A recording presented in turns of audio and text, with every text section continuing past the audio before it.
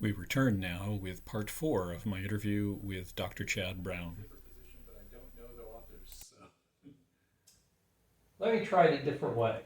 Okay. The top higher order automated theorem prover at the moment is clearly zipper position. It's won the competition in the last couple of years. And this comes out of Yasmin Blanchette's group, who's done a lot of research and really, I would say, looking at first order theorem proving very carefully and step by step extending this to the higher order case. They've done a lot of good work. So it's fair to attribute a lot of what led to zipper position to his group and various people. I think one of them was Alexander Benkoff, Alexander Benkamp, I think.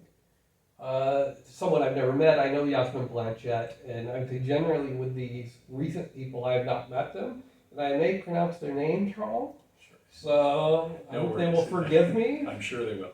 So, but zipper position is mainly attributed to Qatar, and now I'll try to say his last name, but very slowly and carefully. Vukmirovic.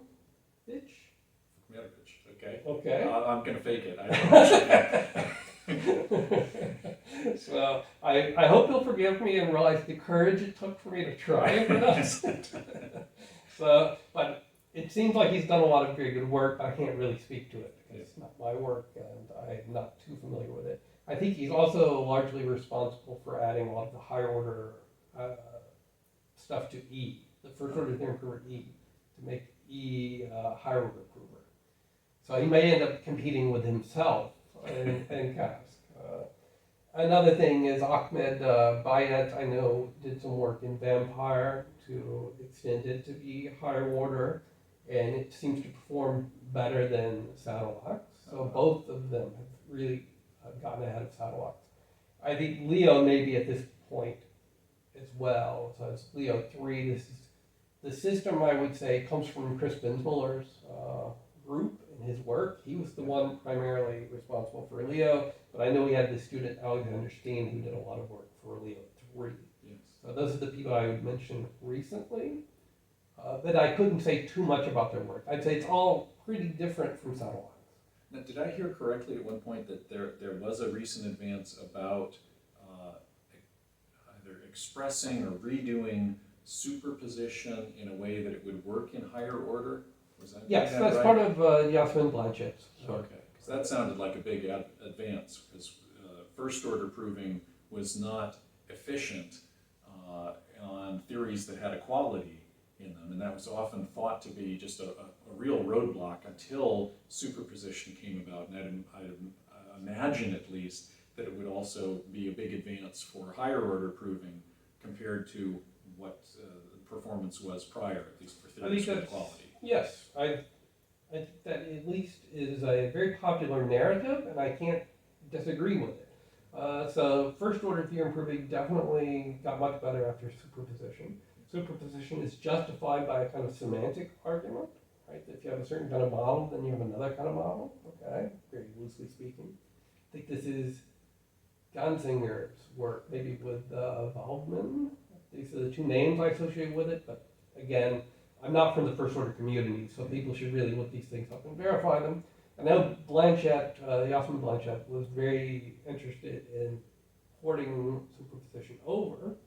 Very interesting thing I can say, although I cannot resolve it, I'll put it out there as a dispute that people can look into, is I think there is an argument that you cannot do superposition in the higher order case, okay? Because the ordering would necessarily be incompatible with beta reduction, okay? And I think I've seen examples that convince me this is true. Nevertheless, they have done something with superposition in higher order logic, and it's clearly practically successful. So it could be that they have dropped some property that you have in the first order case, and it's okay to drop that property. Or it could be that I have, it could be I have a false memory, of course. So people can look into the details of that if they're interested. Can you do superposition in the higher order case? Can you have an ordering which satisfies the properties that are required to do the argument that this is, let's say, complete, although one hand, and I guess still has the practical consequences you want it to have. So I'm sure there are papers that say exactly what they do and how it's theoretically justified. So people can look into that. And I'm sure there are also, I have a feeling Chris Bensmuller has a paper where he gives an example that shows that it's incompatible.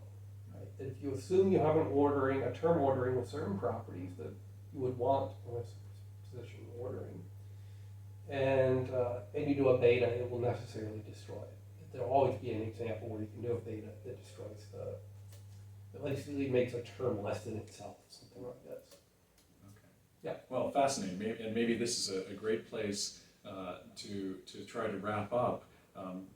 That you've given us a discussion of a problem, and the problem is going to be solved through this process of informed scientific argument, which I think is how all fields do tend to progress. So this has been a really amazing, fascinating discussion. I have the feeling that as I edit this video, I'm going to need to come back to you for a lot of tutorials to the extent you have time, or at least do a lot of reading, and this will give me a lot of material, hopefully for some future explanations, because there's really a tremendous amount that you've packed into what amounts to an hour or so of discussion. So I'm very grateful.